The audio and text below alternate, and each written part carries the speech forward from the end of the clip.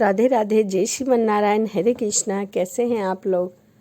आशा करती हूँ कि भगवान श्री कृष्ण की कृपा आप सभी पर बनी रहे, आप सब अच्छे हों और स्वस्थ हो। इसी के साथ आज हम सुनेंगे भाग्य का खेल। कहा जाता है कि भाग्य जब अपना खेल खेलता है तो हम चाह कर भी कुछ नहीं कर सकते। तो आइए इसी के ऊपर आज मैं एक कहानी लेकर आई हूँ आप लोग के लिए।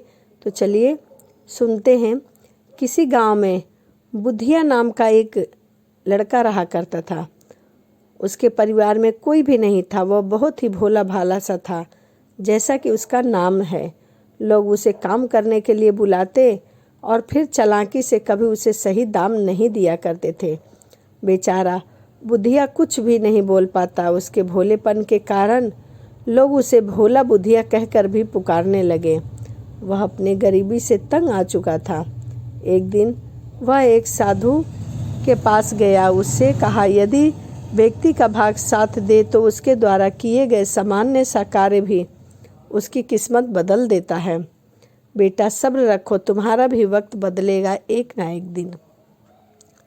इसी प्रकार कुछ दिनों के बाद जब बुधिया एक पेड़ के नीचे बैठा था, उसने दो लोगों को आपस में बातें करते हुए सुना। एक कह रहा था, क्या पता ईश्वर का कौन सा चमत्कार व्यक्ति का जीवन बदल दे। लेकिन वहीं दूसरा कह रहा था कि ईश्वर आपसे प्रसन्न हो, आपकी गरीबी से परेशान हो चुके हैं। तभी बुधिया ने उनसे पूछा, लेकिन मुझे यह कैसे पता चलेगा कि ईश्वर मुझसे खुश है या नहीं। तब उस व्यक्ति ने कहा, अगर तुम प्रेम भाव से ईश्वर से प्रार्थना करो तो ईश्वर तुम्हें जरूर आशीर्वाद देंगे। बुधिया का सिर्फ एक ही साथी था और वो था उसका घोड़ा।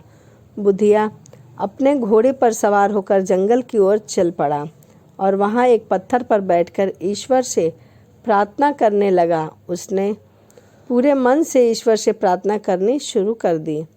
मैं एक ईमानदार व्यक्ति हूँ, मुझे आपकी मदद की ज़रूरत है। तभी उसके कानों में से एक आवाज़ सुनाई दी, जैसे कोई कह रहा था, बेटा उठो और घर जाओ। अगले दिन जब तुम सोकर उठना तो तुम अपनी बंद आँखों से किसी भी चीज़ को छूना, वो तुम्हारा जीवन बदल देगा। अब बुधिया अपने घोड़े पर बैठकर घर लौट गया और उसके पास कुछ सिक्के थे। उसने रात को सोते समय उन्हें अपने पास ही रख लिया था ताकि वह सुबह उठकर उन्हें छू सके, जिससे वो दोगुने हो जाएं। अगले दिन सुबह सुबह एक बिल्ली बुधिया के घर में घुस गई, जिसे देखकर उसका घोड़ा बेचैन हो गया। बुधिया ने घोड़े की आवाज़ सुनी। वो उठा, अपनी आंखें बंद किए हुए अपने घोड़े के पास जा पहुंचा। जब उसने आंखें खोली तो उसने देखा कि सबसे पहले उसने अपने घोड़े के गले में बंधी घंटी को छुआ। बुधिया को जब यह एहसास हुआ कि उसने क्या किया तो उसने अपना सिर पकड़ लिया। सिक्के उसके बिस्तर पर ही ठीक बगल में ही रखे थे, जिसे उसने छुआ ही नहीं था।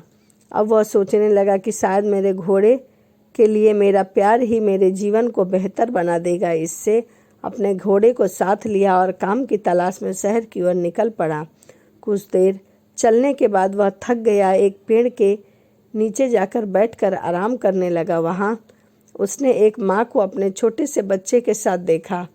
वह बच्चा जोर जोर से रो रहा था। उसकी माँ भी उसे चुप नहीं करा पा रही थी।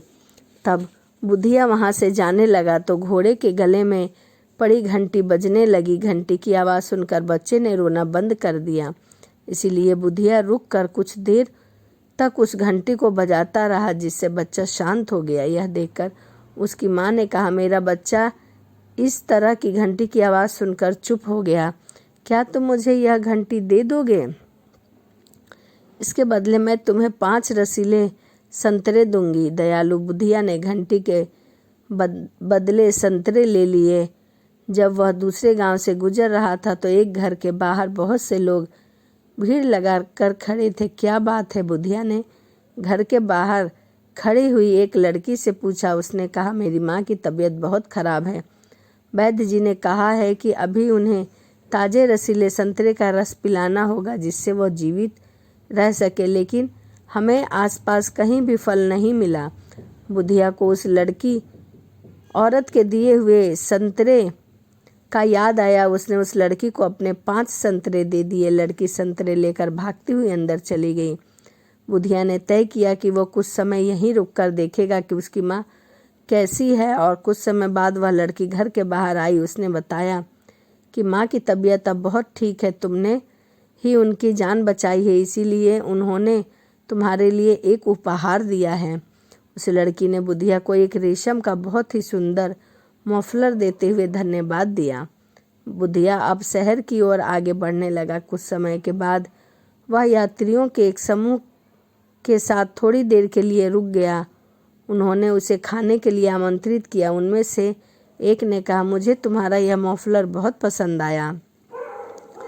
मैं तुम्हें इस मफलर के बदले अपना एक खूबसूरत खंजर दे सकता हूँ। बुधिया मफलर के बदले खंजर लेने के लिए राजी हो गया। अब वह शहर में जा पहुंचा और शाम हो चुकी थी। वहाँ बहुत जोर शोर मचा हुआ था। किसी ने उसे बताया कि वहाँ राजा की सवारी आने वाली है। जब राजा का आगमन हुआ तब राजा की नज़र बुधिया के कमर में लटके खंजर पर पड़ी तो राजा ने कहा, युवक, तुम योद्धा तो नहीं हो, पर मैं तुम्हारे खंजर में मेरा ध्यान अपनी ओर खींच रहा है। यह वैसा ही खंजर है जैसा मुझे चाहिए था। क्या तुम अपना खंजर मुझे दे सकते हो? तभी बुधिया ने कहा, महाराज, आप इसे ले सकते हैं। बुधिया ने तुरंत ही कहा। उसके बदले राजा ने उसे बहुत सारा धन दिया। उस धन से बुधिया ने कुछ सिक्के खर्च किए और एक सराय में आराम करने के लिए एक कमरा लिया। रात को खाना खाते समय उसने सुना एक व्यापारी अपने एक मित्र से कह रहा था कि मुझे इसी समय कुछ धन की आवश्यकता है। मैंने जिससे धन मंगवाया था वह सुबह सुबह ही यहाँ पहुँचने वाला है और मुझे उसी समय उसका मोल चुकाना है। अगर कोई मुझे बस एक दिन के आवश्यक धन उधार दे दे तो मैं उसे एक दिन बाद सामान बेचने के बाद दुगनी राशि उसे वापस लौटा दूंगा। बुधिया उसके पास गया और बोला, मैं आपकी मदद कर सकता हूँ। आपको जितनी राशि मैं दे सकता हूँ आप मुझे कल उतनी ही राशि लौटा देना। व्यापारी यह देखकर हैरान था कि एक नौजवान बिना किसी शर्त के उसकी मदद करने के लिए तैयार हो गया है।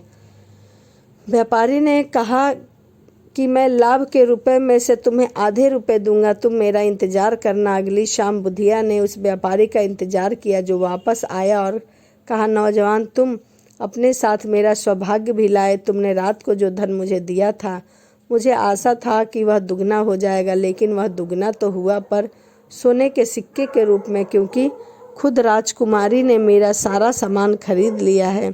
उसने सोने के सिक्के से भरी एक बड़ी सी थैली बुधिया को दी और उसे अपना साझेदार बनाने का प्रस्ताव भी साथ के साथ दिया। बुधिया ने उसके प्रस्ताव को स्वीकार कर लिया और जल्दी ही वह बहुत अमीर व्यक्ति बन गया। उसने अपने घोड़े के लिए एक बहुत ही अच्छी अस्तबल बनवाया और उसके लिए एक नई घंटी खरीदी। एक दिन बाजार से उसे वही लड़की मिली जिसकी माँ ने उसे उपहार में मफलर दिया था।